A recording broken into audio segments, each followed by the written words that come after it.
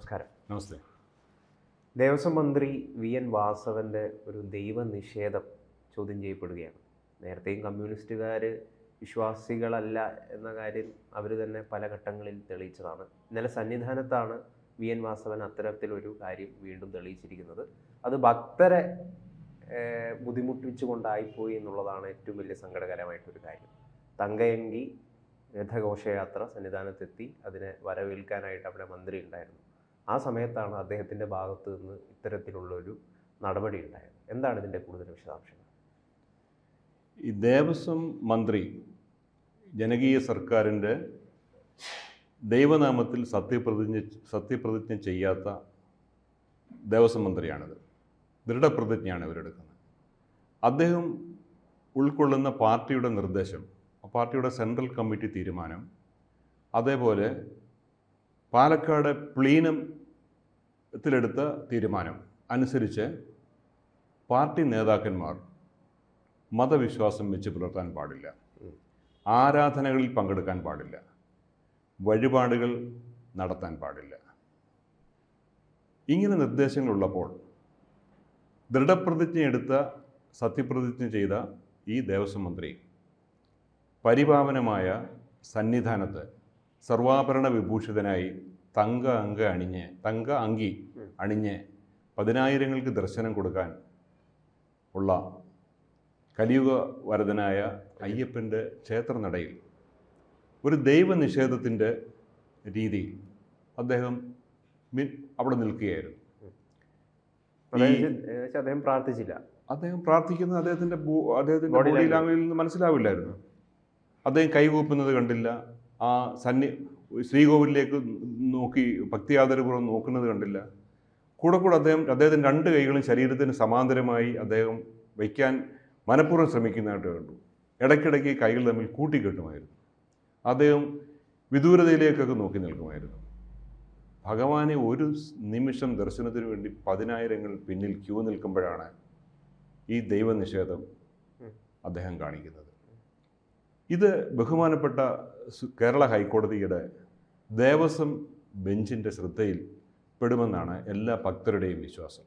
കാരണം അടുത്തിടെ നമ്മുടെ സിനിമാ താരമായ ദിലീപ് കൂടുതൽ നേരം ദർശനം നടത്തി എന്ന് പറഞ്ഞ് 8 മിനിറ്റോളം ബഹുമാനപ്പെട്ട ഹൈക്കോടതി സുവമോട്ടോ സ്വമേധയാ കേസെടുത്തു. ദേവസ്വം അധികാരികളോട് റിപ്പോർട്ട് ആവശ്യപ്പെട്ടു. അതനുസരിച്ച് ദേവസ്വം അധികാരികൾ ബന്ധപ്പെട്ട ഉദ്യോഗസ്ഥർക്ക് ഷോക്കോസ് നോട്ടീസ് നൽകിയിരിക്കുകയാണ്.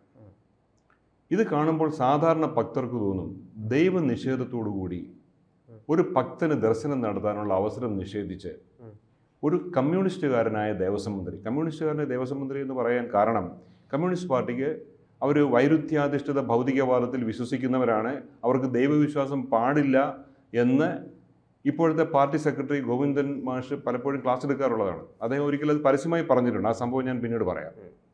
അപ്പോൾ വൈരുദ്ധ്യാധിഷ്ഠിത ഭൗതികവാദം, ഡയലക്റ്റിക് മെറ്റീരിയലിസത്തിൽ വിശ്വസിക്കുന്ന ഒരു രാഷ്ട്രീയ പ്രവർത്തകനായ മന്ത്രി വിശ്വാസികളുടെ അവസരം നിഷേധിച്ച് സന്നിധാനത്ത് ഇങ്ങനെ ദൈവനിഷേധ രൂപത്തിൽ നിന്നത് ശരിയാണോ എന്ന് ഇവിടുത്തെ ഭക്തർ ആലോചിച്ചു തുടങ്ങി.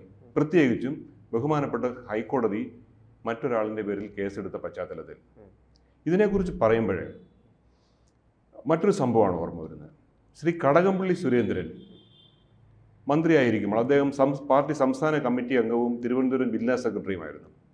അദ്ദേഹം ഒരു അഷ്ടമി രോഹിണിക്ക് ഗുരുവായൂർ ക്ഷേത്ര ദർശനം നടത്തി അദ്ദേഹം നടയിൽ നിന്ന് തൊഴുതു. കുടുംബാംഗങ്ങളുടെ പേരിൽ പുഷ്പാഞ്ജലി വഴിപാട് കഴിച്ചു. അന്നദാനം നടത്തി. ശ്രീകൃഷ്ണ വേഷം ധരിച്ച കുട്ടികളെ കയ്യിലെടുത്ത് ലാളിച്ചു. ഇത് പാർട്ടിയിൽ വലിയ വിവാദമുണ്ടാക്കി. പാർട്ടി തലങ്ങളിൽ ഇത് വലിയ ചർച്ചയായി. ഒരു കമ്മ്യൂണിസ്റ്റുകാരൻ കാണിക്കേണ്ട അച്ചടക്കം മന്ത്രി ലംഘിച്ചു എന്നതായിരുന്നു വിവാദം. അതിനെക്കുറിച്ച് പിന്നീട് സമ്മേളനം ചേരുകയും ഇദ്ദേഹത്തിനോട് വിശദീകരണം ചോദിക്കുകയും, പക്ഷേ അത് പാർട്ടിയെ പ്രതികൂലമായി ബാധിക്കും എന്ന് കണ്ടപ്പോൾ അത് തുടർ നടപടികൾ സ്വീകരിച്ചില്ല എന്നാണ്. പക്ഷേ അദ്ദേഹത്തിനോട് വിശദീകരണം ചോദിച്ചിരുന്നു. അന്നാണ് ശ്രീ ഗോവിന്ദൻ മാഷ് പറഞ്ഞത്, നമ്മൾ വൈരുദ്ധ്യാധിഷ്ഠിത ഭൗതികവാദം ഡയലക്റ്റിക് മെറ്റീരിയൽസിൽ വിശ്വസിക്കുന്നവരാണ്, നമുക്ക് ഈശ്വരാരാധന പാടില്ല എന്ന് പറഞ്ഞത്. ഇതേപോലെയുള്ള മറ്റ് സംഭവങ്ങൾ ധാരാളമുണ്ട്.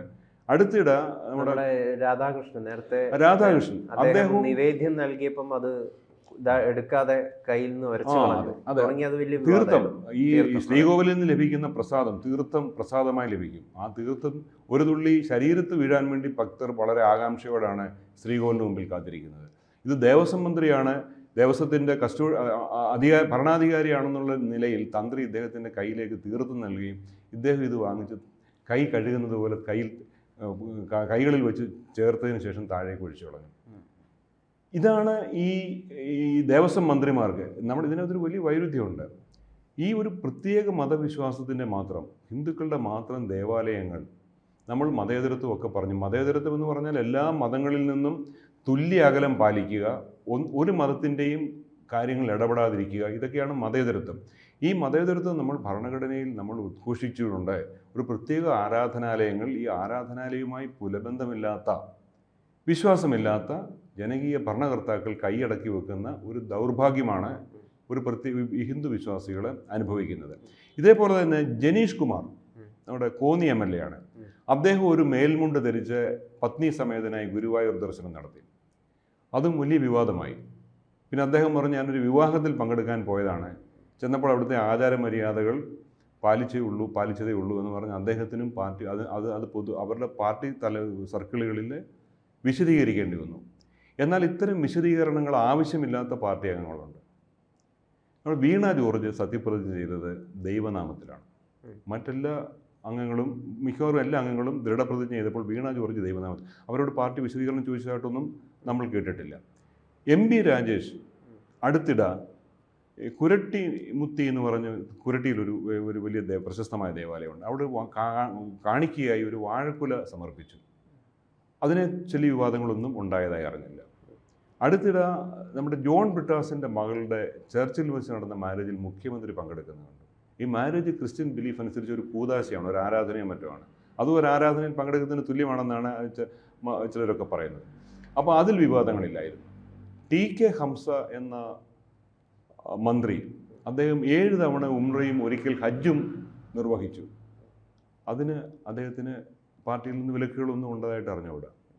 അതിൽ ഏറ്റവും സ്ട്രൈക്കിംഗ് ആയിട്ട് പറയേണ്ടത് നമ്മുടെ കേരളത്തിൽ നിലവിലുള്ള ഈ ചർച്ച് കേസില്ലേ, ജാക്കബൈറ്റ് ഓർത്തഡോക്സ് വിഭാഗം, ആ വിധി വരുന്നത് 2017 ഇന്ന് 2024. ഇന്നും ആ സുപ്രീം കോടതി വിധി പൂർണ്ണമായി നടപ്പാക്കിയിട്ടില്ല. എന്നാൽ 2018 വന്ന ശബരിമല വിധി, സെപ്റ്റംബറിൽ വന്ന വിധി, 2019 ജനുവരിയിൽ 2 സ്ത്രീകളെ അവിടെ സന്നിധാനത്ത് കയറ്റി നടപ്പാക്കിയ ഒരു ഭരണകൂടമാണിത്. അപ്പോൾ ഈ വേർതിരിവുകൾ, ഈ വ്യത്യസ്തങ്ങളായ സമീപനങ്ങൾ ഇത്തരം സന്ദർഭങ്ങളിൽ പൊതുമണ്ഡലത്തിൽ ചർച്ചയാകുന്നുണ്ട് എന്നുള്ളതൊരു സത്യമാണ്. ഈ വിവേചനം അതെ, കറക്റ്റാണ്.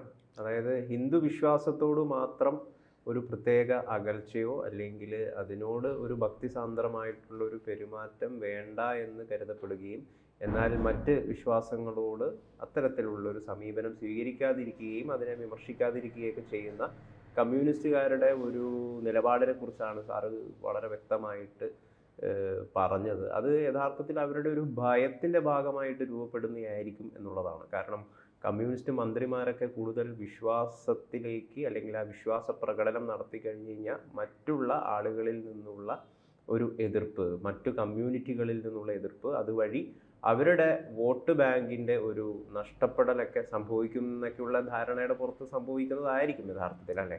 എന്തായാലും വളരെ വ്യത്യസ്തമായ സമീപനമാണ് പാർട്ടിക്കാര്യത്തിൽ സ്വീകരിക്കുന്നത്. ഈ പാർട്ടി സമ്മേളനം നടക്കുന്നിടത്തുമൊക്കെ നിസ്കരിക്കാനും ഒക്കെയുള്ള സൗകര്യം ചെയ്തു കൊടുക്കുന്നുണ്ടല്ലോ, ഇല്ലേ? പക്ഷേ ഈ ഹൈന്ദവ വിശ്വാസങ്ങൾ വരുമ്പോൾ പാർട്ടി വളരെ അതികർശനമായിട്ടാണ് അത് നിഷേധിക്കുന്നതും നിരോധിക്കുന്നതും അതിന് നിയന്ത്രണങ്ങൾ ഏർപ്പെടുത്തുന്നതും. ഈ സംഭവങ്ങളെ കാണുമ്പം ഏറ്റവും പ്രശസ്തമായ മലയാളത്തിലൊരു സിനിമയുണ്ട്, സത്യനന്ദിക്കാടിൻ്റെ സന്ദർഭം. അതിൽ പറയുന്ന ഒരു സന്ദേശം, അതിൽ പറയുന്ന ഒരു ഡയലോഗുണ്ട്. പറയുന്നതൊന്ന്, പ്രവർത്തിക്കുന്നതൊന്ന്. ഈശ്വരനില്ല, അമ്പലമില്ല എന്ന് പറയും, പക്ഷെ തലയിൽ മുണ്ടിട്ട് അമ്പലത്തിൽ പോകും. അങ്ങനെ പോകുന്ന പാർട്ടി നേതാക്കന്മാരും ഉണ്ട്. പക്ഷെ ഗോവിന്ദൻ മാഷ് ഇപ്പോൾ സമീപ കാലത്ത് ഒരു നിലപാട് പറഞ്ഞിട്ടുണ്ടായി, ഞങ്ങൾ ഒരിക്കലും വിശ്വാസികളെ അല്ലെങ്കിൽ കമ്മ്യൂണിസ്റ്റുകാരന് അമ്പലത്തിൽ പോകാൻ പറ്റില്ല, അല്ലെങ്കിൽ ദൈവത്തെ വിശ്വസിക്കാൻ പാടില്ല എന്ന നിലപാട് ഞങ്ങൾക്കില്ല. കമ്മ്യൂണിസ്റ്റുകാരന് ദൈവത്തെയും വിശ്വസിക്കാമെന്ന് പറഞ്ഞൊരു നിലപാട് മാറ്റത്തിലേക്ക്, അല്ലെങ്കിൽ ഒരു മാറ്റത്തിലേക്ക് ഈ പാർട്ടി മാറുന്നുണ്ട് എന്നുള്ളതൊരു സത്യാവസ്ഥയാണ്. അങ്ങനെ ഒരു മാറ്റം ഉണ്ടെങ്കിൽ തീർത്തും സ്വാഗതാർഹമാണ്. അവർ മാറട്ടെ.